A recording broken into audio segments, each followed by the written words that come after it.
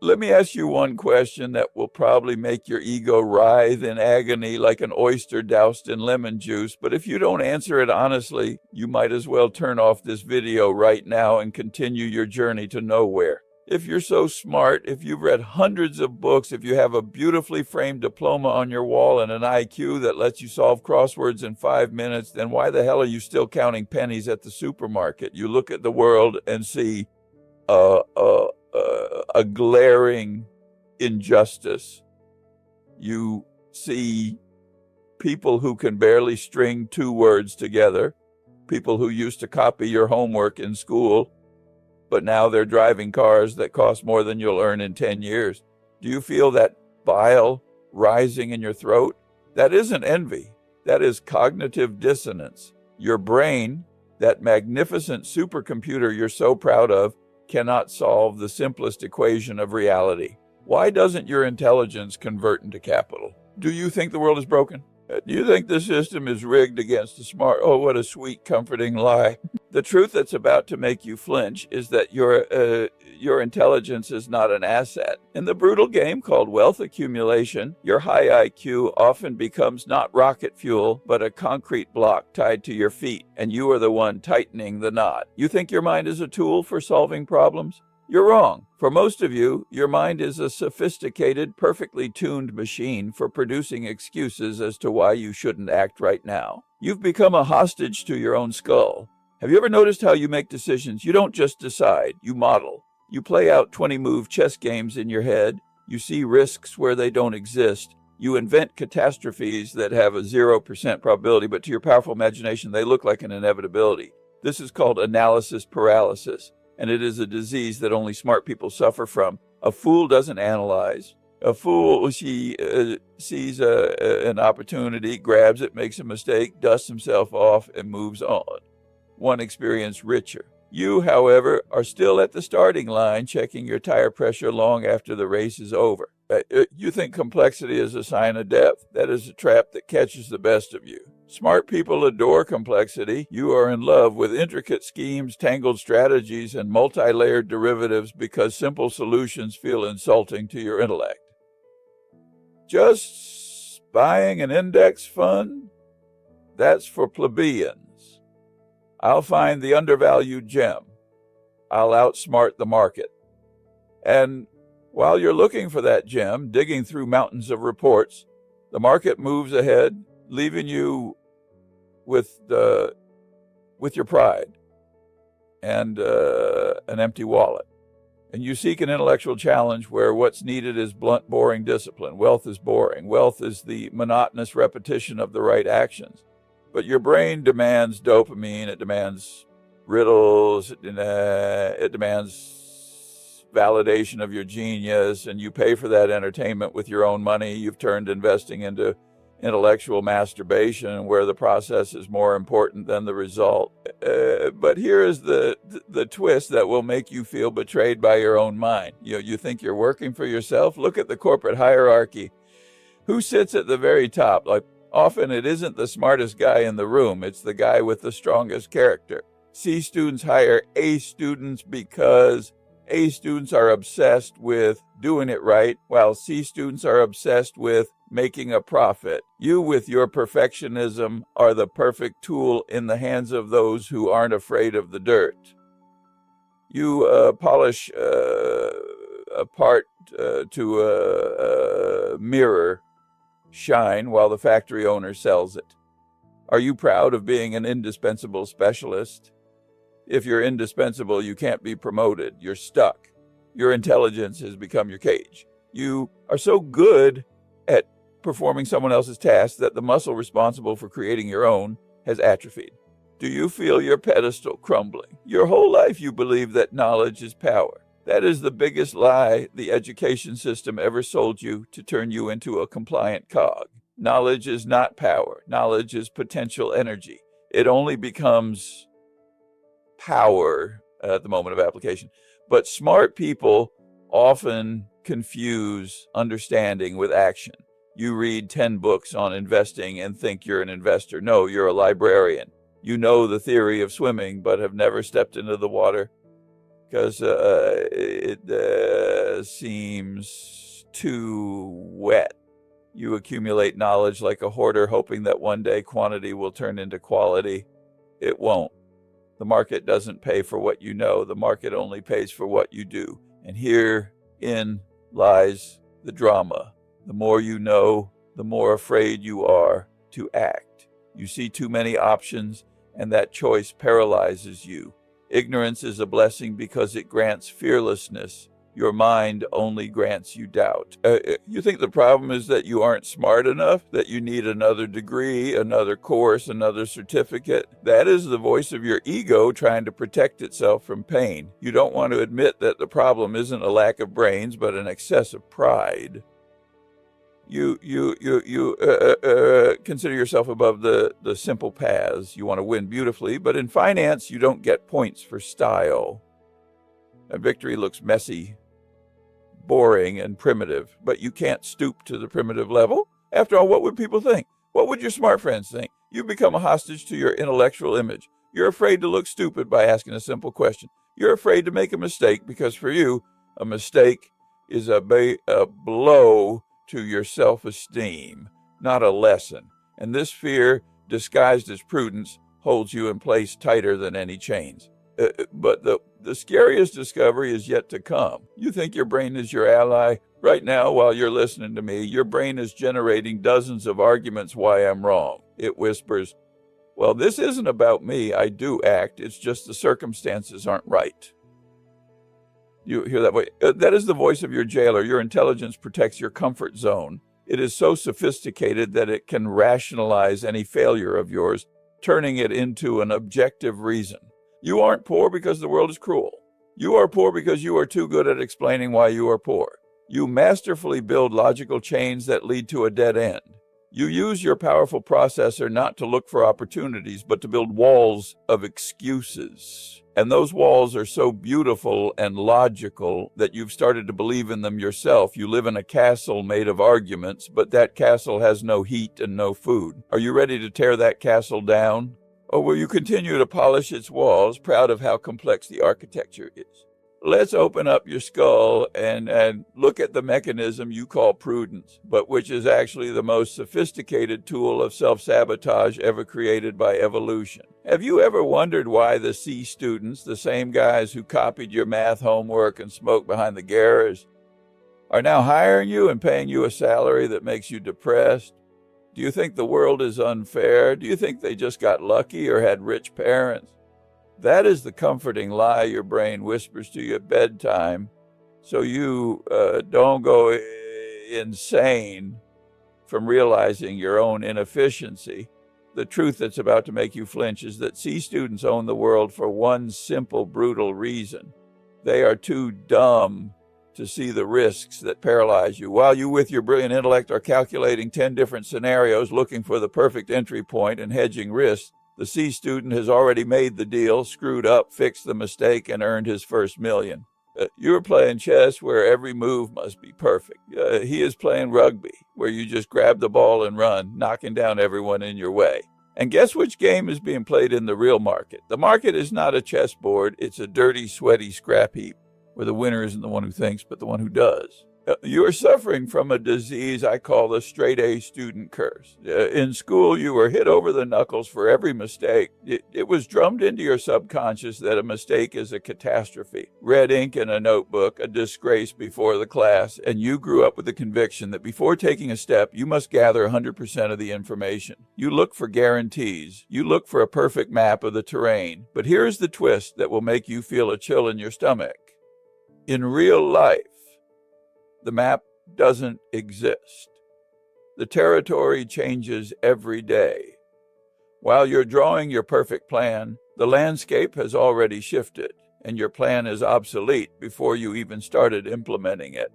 You're waiting for every traffic light in the city to turn green before you leave the garage. Do you know what that means? It means you will never leave. You will die in that garage, suffocated by the exhaust fumes of your own intellect, while your dumb neighbor has already reached the next city by flooring it through a yellow light. You think your analysis protects you from losses. What monstrous naivety. Your analysis is a drug. You are addicted to information. You read the news, the reports, the analyst forecasts. You watch Bloomberg, and it feels like you're working. It feels like you're controlling, showing the chaos. But it's this hallucination. Consuming information without action isn't work. It's intellectual gluttony. You are getting fat on knowledge, but your financial muscles are atrophying. Do you know what happened when you think too much? You start seeing ghosts. Your powerful brain, capable of modeling the future, starts drawing apocalypse scenarios for you. What if the market crashes? What if taxes go up? What if competitors launch a new product? You create monsters in your head and scare yourself to the point of stupor. This is called analysis paralysis. You stand like a deer in the headlights, mesmerized by the complexity of the world, and while you're standing there, the truck of inflation runs you over. But let's go even deeper to where your pride takes its most painful hit. You think you're looking for the truth? No, you are looking for an excuse for your cowardice. Complexity is a refuge for those who fear responsibility. If you build a complex model that accounts for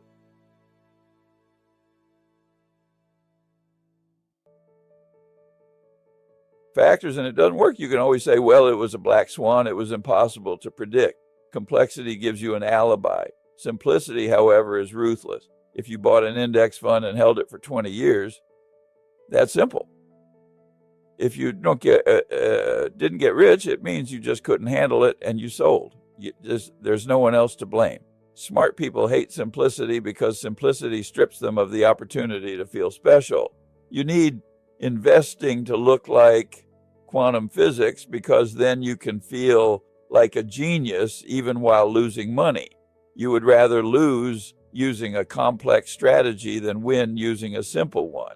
Is that not insanity? Now imagine that your intellect is not a gift, but a parasite. Imagine it feeds on your insecurity. Every time you find a new circumstance that stops you from starting a business or investing, your brain gets a hit of pleasure. Oh, look how smart I am. I found another reason not to take a risk. You become an all-star at finding reasons why not. You can explain to me in 5 minutes why any idea is doomed to fail. You are the critic in the audience who knows how to play the role better than the actor on stage. But you've never stepped under the spotlights yourself. Now you look at rich people and think, they just don't understand all the risks. And therein lies the most terrible irony. They really don't understand all the risks. It was precisely that ignorance that gave them the freedom to act. And they didn't know it was impossible, so they went and did it. You knew it was impossible, so you stayed on the couch with an encyclopedia in your hands. Do you feel the ground slipping from under your feet? You thought your caution was a sign of wisdom? No, it's a mask for fear. You aren't afraid of losing money. You're afraid of losing face. For a smart person, nothing is scarier than looking stupid. A mistake for you is a blow to your identity.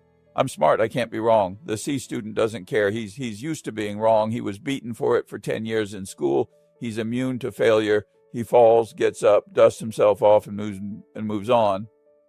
You, however, after falling once, will lie there for years, analyzing the trajectory of the fall and calculating the force of impact so you can write a dissertation about it. You turn your life into a theoretical experiment that never moves into the practical phase. And here is the question that should blow your mind right now. What if your high IQ isn't the engine of your success, but a braking system that's jammed?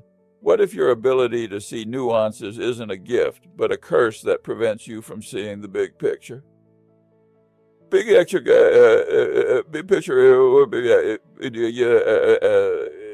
simple. Action always beats inaction. A bad plan executed today is better than a perfect plan that will be ready tomorrow. but you can't accept this truth because it insults your intellect. It tells you that all your diplomas, all your books, all your sleepless nights over textbooks, all of it is useless without the animal, primitive courage to hit the buy button. Are you ready to admit that your mind is lying to you, that it's building labyrinth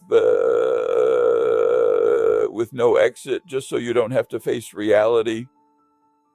Or will you continue to polish the bars of your golden cage, calling it strategic planning?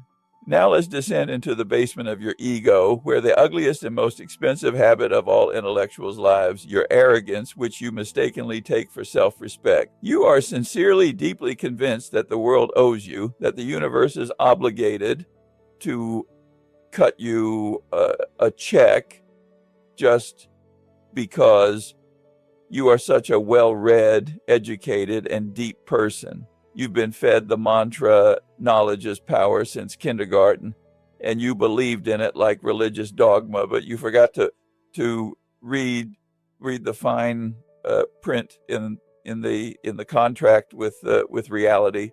Knowledge is only potential, and the market only pays for the kinetic energy of the result. You come to the stock exchange or into business with the air of an aristocrat who accidentally wandered into a peasant market expecting money to jump into your pocket because you know the definition of discounted cash flow, or you've read Marx in the original. But the market doesn't give a damn about your erudition. The market is a soulless, cold mechanism that grinds up geniuses and idiots with equal indifference. And if the idiot provides value while the genius only provides theories, the market will enrich the idiot and throw the genius to the curb of history. Do you feel that that gut punch? That's only the beginning, because your main problem isn't that you overestimate your knowledge, but that you despise simplicity, considering it an insult to your complex mind. When I tell you buy boring companies that make toilet paper or bricks and hold them for 30 years, what happens in your head? I see that grimace of disgust. Your brain screams, that's too primitive, that's for the herd, I'm capable of more. You look for alpha, you look for secret schemes, you look for undervalued diamonds in a pile of manure, because you don't just need to earn money, you need to prove to yourself and the world that you are smarter than everyone else. You've turned investing into a math Olympiad where the winner's the one who solves the hardest problem. But in finance, there are no points for difficulty of execution. $1 earned selling gravel weighs exactly the same as $1 earned from the most complex derivative arbitrage, except the first dollar is solid as a rock, and the second can evaporate faster than you can blink. And here the real drama begins, the plot twist that will make you feel like a lab mouse in a labyrinth you built yourself. You think complex financial instruments, options, futures, crypto, leverage are created so smart people can make money? What delightful suicidal naivety. And these instruments aren't created for you. They are created against you. Wall Street loves smart guys like you, and they know you can't resist complexity, that you're drawn to intricate schemes like a moth to a flame, because complexity flatters your vanity. They create these products to drain your money under the guise of exclusive opportunities for sophisticated investors. A simple laborer won't buy a credit default swap because he doesn't understand what it is. But you will, because you think you understand. You are the perfect victim because your confidence in your own intellect makes you blind to the fact that you're playing in a casino where the cards are marked and the dealer sees your hand. You think you're a predator hunting for alpha. No, you are plankton swimming right into the whale's mouth, proud of how complex your swimming trajectory is. But why do you do it? Why do you reject the strategies that have made generations of people rich and choose a path littered with the corpses of other geniuses? Because boredom is your kryptonite. A smart person can't sit still. Your brain is a racing car that demands speed, demands action, demands constant stimulation. When you buy an index fund, nothing happens. It's boring. It's like watching paint dry, and your brain begins to rebel. it starts generating ideas. Maybe sell now and buy back lower. Maybe invest in this new startup. You can't stand inaction, because inaction to you is equivalent to admitting your own uselessness. You confuse busyness with productivity. You think if you click a lot of buttons, read a lot of news, and make a lot of trades, you're getting closer to wealth. In reality, you're just feeding the broker commissions and burning your capital in the furnace of your neurotic need to be busy. Have you ever wondered why Warren Buffett lives in the same house he did 60 years ago and buys companies that make soda? Do you think he's dumber than you? Do you think he doesn't know about crypto or AI? He knows, but he also knows a secret that is unavailable to your overheated intellect. Wealth loves silence and time, not noise and busyness. You want to outperform the market? That is the pride of Lucifer, for which you will be cast out of the paradise of financial freedom. And here is the question that should explode in your head like a grenade. Are you ready to become stupid to become rich? Are you ready to give up your intellectual snobbery and admit that the most effective solutions are the ones a fifth grader can understand? You are at a crossroads. To the left is the path of the unrecognized genius, who will spend his whole life telling friends at a bar how he almost became a millionaire if only it wasn't for this stupid market that didn't understand him. To the right is the path of the boring rich guy who doesn't try to prove anything to anyone, but simply, methodically, bluntly, and without emotion follows simple rules that have worked for centuries. You think the choice is obvious? Oh no, your ego is screaming right now. It's resisting, it's whispering to you, but you're special. You can't be like everyone else. That voice is your enemy. That voice wants you to stay poor but proud. Are you ready to shut its mouth? Or will you let your intelligence continue to be the jailer of your potential, locking you in a golden cage of your own complexity, the key to which is the simplicity you so despise? Now get ready, because I'm about to pull the rug out from under your feet and make you fall face first into the most unpleasant truth of your life. You think you lack knowledge? You think that if you read one more book on technical analysis or took one more course on macroeconomics, your bank account would miraculously fill with zeros? What touching, naive bullshit. I know people with an IQ of 160 who can't save for a decent funeral, and I know guys who barely finished school but own half your city. How is that possible? If intelligence is the key, why won't the lock open? The answer is simple, but you won't like it. Your brain is just an engine, a powerful, roaring Ferrari engine. But your character, your temperament, that is the kicking system, and you're the steering wheel.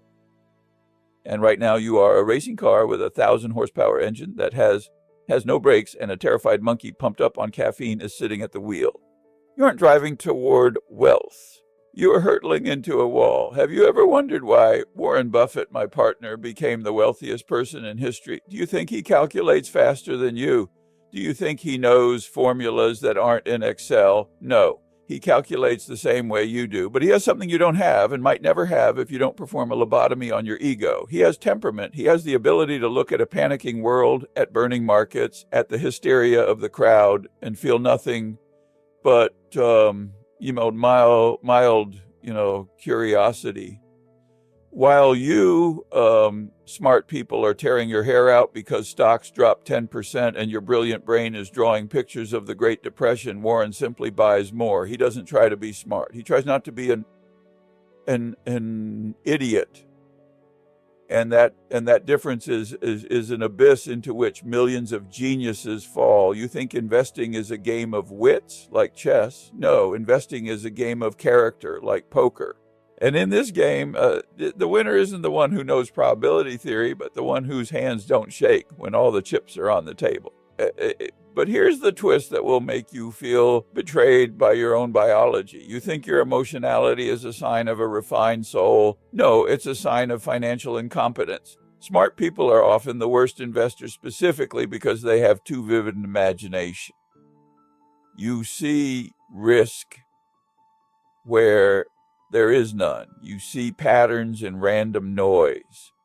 Your brain, wired to search for patterns, finds them where they don't exist. You look at a chart and see head and shoulders. I look at a chart and see a line going up and down. You try to predict the future because your intellect cannot reconcile with uncertainty. You want to control the chaos, but chaos cannot be controlled. It can only be waited out. And here's where you break. You don't know how to wait. For a smart person, waiting is torture. Your brain demands dopamine. It demands problem solving. It demands action. I must do something. Your mind screams when the market drops. And you do. You sell at the bottom. You make the stupidest mistake in the textbook, and you do it with the smartest expression on your face. You think patience is passivity. You think sitting on your hands and doing nothing is easy. Try sitting in a room with a burning fireplace where your money is being consumed and not reaching for the fire extinguisher because you know it's part of the process. That takes nerves, steel, not high IQ. You are an action junkie. You confuse busyness with productivity. Yet you feel that if you've made 100 trades in a day, you've worked. In reality, you just fed the broker a commission and increased the entropy of your portfolio. You are a gardener who digs up a planted seed every day to check if it has taken root. You do it with the best intentions. You want to control the process, but in the end, you kill the plant. A smart gardener knows botany. A wise gardener knows that the plant doesn't care about his knowledge. It needs time and peace. You are killing your wealth with your attention to it. And now I'll tell you a secret that can save you if you're ready to kill the smart guy within. The biggest enemy of your capital isn't inflation, it isn't taxes, and it isn't the Fed. The biggest enemy is looking at you from the mirror. It's you. It's your need to be right. It's your desire to outsmart everyone. You want to buy a stock at the absolute bottom and sell it at the absolute peak so you can tell your friends what a visionary you are. You don't want money, you want glory, you want until intellectual triumph.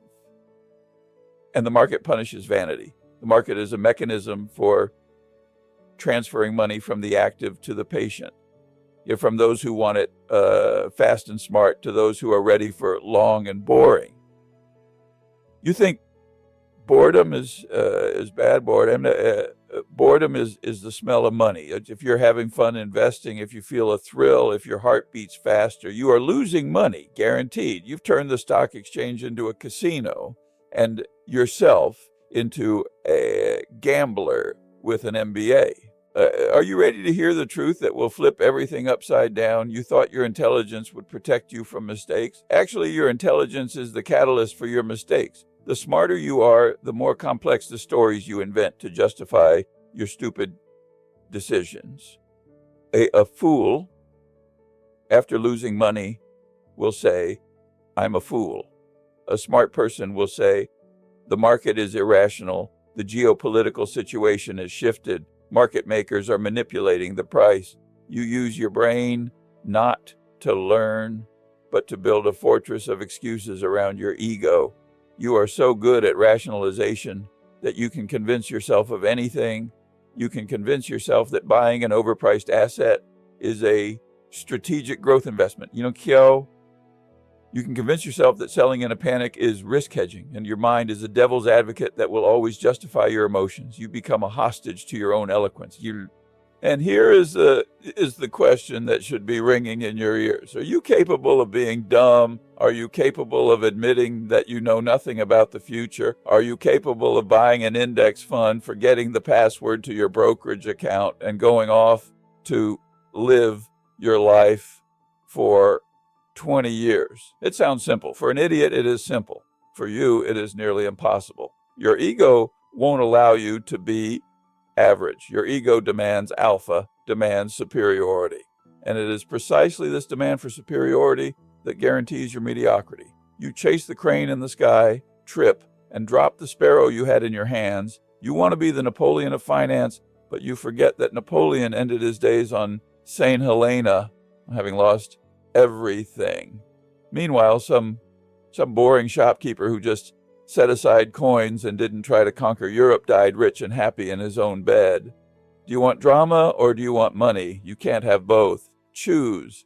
Now put your diplomas in a desk drawer, turn off the news feeding you information noise, and look me straight in the eye, because we've reached the finale of this intellectual vivisection, and now I'm going to make you an offer that will make your ego want to hang itself.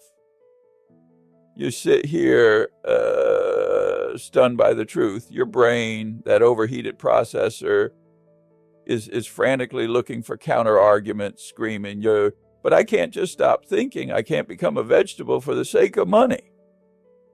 You're confusing concepts again, and this confusion is the final nail in the coffin of your financial well-being. I'm not asking you to become dumb in the sense of ignorant. I'm asking you to become dumb in the sense of simple. I'm suggesting you perform a mental lobotomy, cut out the part of your brain responsible for vanity, for the desire to be right, for the need for applause. Do you think this is a step backward? Do you think this is degradation? This is the universe's greatest paradox. To rise to the top of the wealth pyramid, you must descend from the pedestal of your arrogance. You must admit that you are an idiot. And as soon as you sincerely, deeply admit, I know nothing about where the market will go tomorrow, in that very second, you will become the most dangerous predator in this game, because you will stop playing guessing games and start playing mathematics. Are you ready to hear the main secret that separates billionaires from economics professors dying in poverty? The secret isn't that we know more. The secret is that we know the boundaries of our ignorance. We draw a circle of competence and never, do you hear me? Never step outside its boundaries. A smart person thinks his circle of competence is the whole world. He jumps into biotech, into crypto, into oil, into geopolitics, thinking his IQ will let him figure it all out in a weekend. That is the pride of Icarus, flying toward the sun on wax wings. We, the boring rich guys, stay in our little circle. I understand how to sell soda. I understand how a bank works. I don't understand Bitcoin. I don't buy Bitcoin. Am I missing an opportunity? Yes. Do I cry into my pillow at night over lost gains? No. I sleep soundly because I don't play games whose rules I don't understand. You, however, try to play every instrument in the orchestra at once, and in the end, you only produce a cacophony of losses. You are afraid of missing out, FOMO, and this fear is a product of your intellect, which can imagine every possible scenario for getting rich, except the only one that requires discipline. But here is the twist that will make you feel betrayed by your own culture. You've been told your whole life, strive for perfection. In investing, perfection is the enemy of the good. You look for the perfect strategy. You look for the holy grail. You spend years on back testing, on optimizing your portfolio to the 100th%. And while you're polishing your strategy to a mirror shine, the raw, unrefined market takes a club and smashes your crystal structure with one blow. You thought complexity would protect you. Complexity is fragile. Simplicity is anti-fragile. A portfolio of reliable, boring stocks bought forever will survive any war, any pandemic, any crisis. A complex algorithmic strategy based on derivatives will bring it at the first black swan. You are building a house of cards and calling it a skyscraper. I am building a bunker and calling it a home. When the hurricane starts, and it will start, that's a law of nature, where do you want to be? In your beautiful, complex, intellectual house of cards, or in my dumb, boring, concrete bunker? You think the choice is obvious. Oh, don't flatter yourself. This is the hardest choice of your life. Because choosing the bunker means killing the hero within you. It means giving up the stories you'll tell your grandchildren. Grandpa just bought an index every month and did nothing. That is not a heroic epic. That is deathly boring. Your ego demands drama. Your ego demands a battle with a dragon. But there are no dragons on the stock exchange. There are only percentages and time. And if you looking for a dragon, you yourself will become the damsel in distress whom no one will save. You must choose, do you want to be right or do you want to be rich? You can't have both. The person who wants to be right argues with the market. He shorts a rising trend because it's illogical. He buys a falling knife because the market is wrong. He might be right in theory, but he'll go broke in practice because the market can remain irrational longer than you can remain solvent. The person who wants to be rich humbles his pride. He says, well, the market is going crazy. Great, I'll stand aside. The market is rising. Good, I'll ride along. He doesn't argue with the ocean. He builds a boat. And now, as we stand on the ruins of your intellectual arrogance, I want to ask you a final question that will determine your fate. Imagine there are two doors in front of you. On one is written, the Genius Club. The smartest people on the planet are gathered there. They argue, they draw charts, they use terms that no one understands. They feel superior, but at the exit of this club stands a cash register where they give up all their money for the entrance ticket. On the other door is written, sorry, the Realist Club. It's quiet there. Sure, people sit there reading newspapers and drinking cheap coffee. They don't argue. They simply own assets. Entry is free, but exit is paid. They pay you dividends just for being there. Which door will you enter? Your intellect pulls you toward the first. Your rationality should pull you toward the second.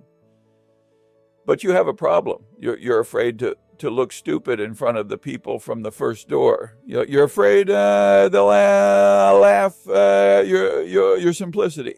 Are you ready to endure the mockery of fools with degrees for the sake of living the life of a king? Or is the approval of losers more important to you than your own freedom? This is not a rhetorical question. This is an ultimatum. You cannot sit on two chairs. You must kill the hope that your mind will save you. Your mind will destroy you if you don't put the muzzle of discipline on it. You must become cynical toward your own thoughts. Every brilliant idea of yours must pass a smell test.